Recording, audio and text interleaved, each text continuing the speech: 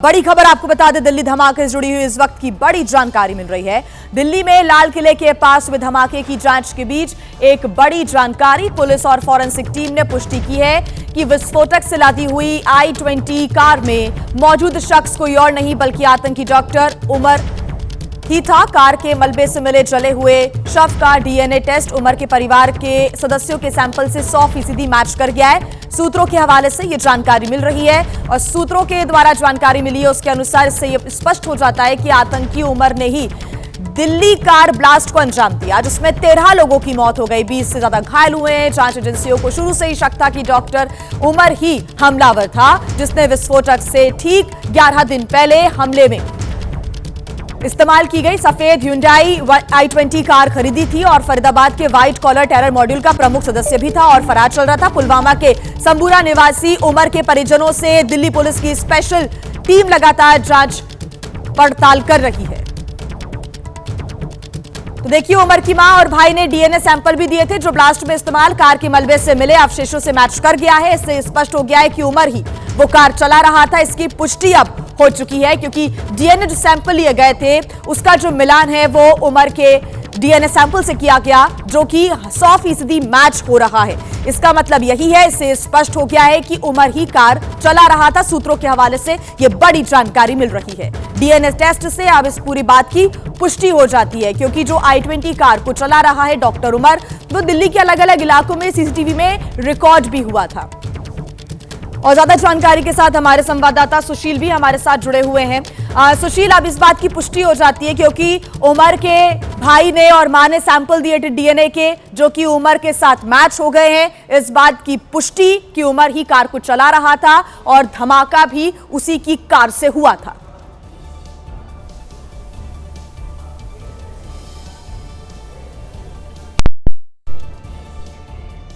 चलिए एक बार फिर से सुशील से जुड़ने की कोशिश करेंगे, उनकी आवाज अब तक नहीं पहुंच पा रही है। फिलहाल देखिए, ये एक बड़ी जानकारी, एक बड़ा डेवलपमेंट है क्योंकि लगातार एनआईए की टीम और स्पेशल सेल लगातार पूछताछ कर रही है और डीएनए टेस्ट यहां पर किया गया था। डीएनए सैंपल लिए गए थे उमर के भाई और मां के, जो कि उमर के डीएनए से मैच हो गया है। इसका मतलब यही है कि जो उमर है वही कार चला रहा था, उसी की कार से यह धमाका हुआ था। हमारे साथ हमारे संवाददाता सुशील हमारे साथ एक बार फिर से जुड़ गए। सुशील, पूरी जानकारी।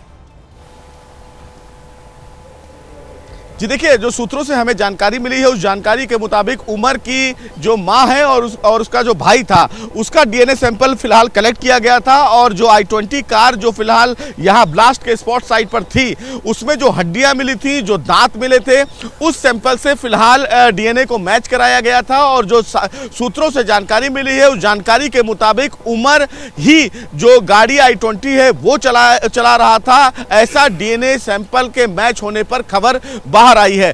सबसे बड़ी बात यही है कि अभी तक ये शक किया जा रहा था कि क्या गाड़ी जो है वो i20 कार उमर चला रहा था या कोई और चला रहा था, लेकिन अब डीएनए सैंपल मैच हो जाने के बाद ये एकदम तस्दीक हो गई है खबर कि उमर ही i20 कार चला रहा था, क्योंकि उसके दांत और हड्डियों के सैंपल उसकी मां और भाई के सैंपल से मैच कराए गए, जिसकी फिलहाल ये जानकारी मिल रही है। बड़ा डेवलपमेंट है सुशील, और एक बड़ी पुष्टि यहां पर हो जाती है कि उमर का जो डीएनए सैंपल है वो उसके परिवार के साथ मैच हो गया है। सूत्रों के हवाले से एक बड़ी जानकारी है, आप नजर बना के रखिएगा सुशील। सूत्रों के मुताबिक पुलिस और फॉरेंसिक टीम ने यह पुष्टि की है कि विस्फोटकों से लदी हुई Hyundai i20 कार में मौजूद शख्स कोई और नहीं बल्कि आतंकी डॉक्टर उमर ही था। कार के मलबे से मिले जले हुए शव का डीएनए टेस्ट उमर के परिवार के सदस्यों के सैंपल के साथ 100% मैच कर गया है।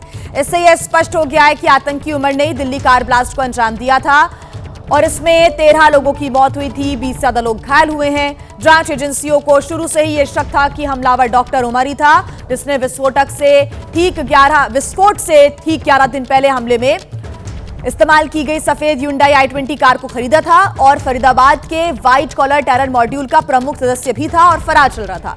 पुलवामा के संबूरा निवासी उमर के परिजनों ने से दिल्ली पुलिस की स्पेशल सेल ने पूछताछ की है और उमर की मां और भाई ने डीएनए सैंपल दिए थे जो ब्लास्ट में इस्तेमाल कार के मलबे से मिले अवशेषों से मैच कर गया है। इससे ये साफ हो जाता है कि उमर ही कार को चला रहा था, ये पुष्टि हो जाती है। ये पहले से शक था, ये पहले से कयास लगाए जा रहे थे, लेकिन अब जो डीएनए सैंपल का मिलान हो चुका है उससे ये और भी ज्यादा स्पष्ट और साफ हो जाता है कि जो कार है I-20 का जिसमें धमाका हुआ, उसको का उमर ही चला रहा था। डॉक्टर उमर के द्वारा ही इस कार को ड्राइव किया जा रहा था।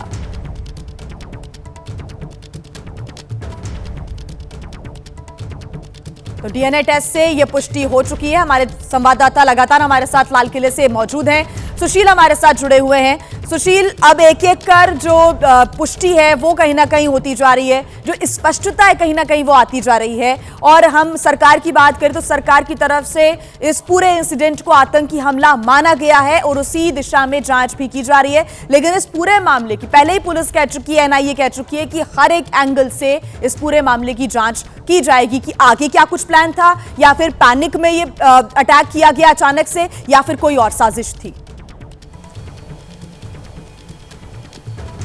जी देखिए सबसे बड़ी बात यह है कि इस पूरे मामले में जिस तरह से एनआईए की जांच आगे चल रही है, एनआईए इस पूरे मामले में कड़ी दर कड़ी जोड़ने में आगे बढ़ रही है। और यही वजह है कि जिस तरह से डीएनए सैंपल जो मैच हुआ है वो इस बात की तस्दीक करता है कि जो गाड़ी चला रहा था वो कोई और नहीं, डॉक्टर उमर ही था। क्योंकि जो गाड़ी में अवशेष मिले थे जिसमें से दांत और हड्डियां से उनकी माँ और माफ कीजिएगा भाई के डीएनए सैंपल लिए गए थे, वो मैच हुआ है। ये अपने आप में इस बात की तस्दीक करता है कि गाड़ी चलाने वाला कोई और नहीं, डॉक्टर उमर था।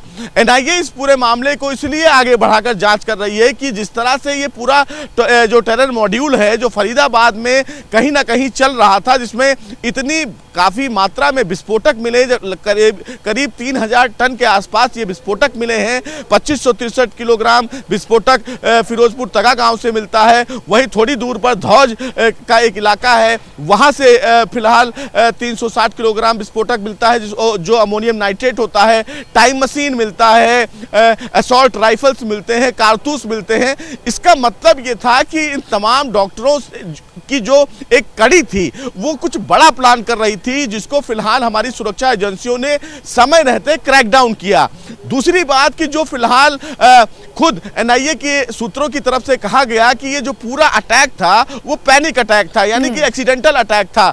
जब तमाम लोग जब इस मामले में गिरफ्तार होने लगे, चाहे वो मुजम्मिल की बात करें, शाहिदा सहीन की बात करें, आदिल की बात करें, जब ये गिरफ्तारियां होने लगी तो इन डॉक्टरों में कहीं ना कहीं एक होपलेस की स्थिति आई कि अगर इस तरह की गिरफ्तारियां हो रही हैं तो अब इस पूरे मामले में क्या कुछ किया जाए। इसीलिए डॉक्टर उमर जो है वो वहां से फरार होता है फरीदाबाद से, और उसके बाद दिल्ली आता है। और वो इंतजार कर रहा था इस पूरे समय का कि शाम में अगर मौका मिलता है तो वो शायद छिप सकता था कहीं ना कहीं बिगड़ गई। और ये जो पैनिक अटैक हुआ इसके बारे में विस्तार से आपसे जानकारी लेंगे। सुशील, आप हमारे साथ बने रहिएगा।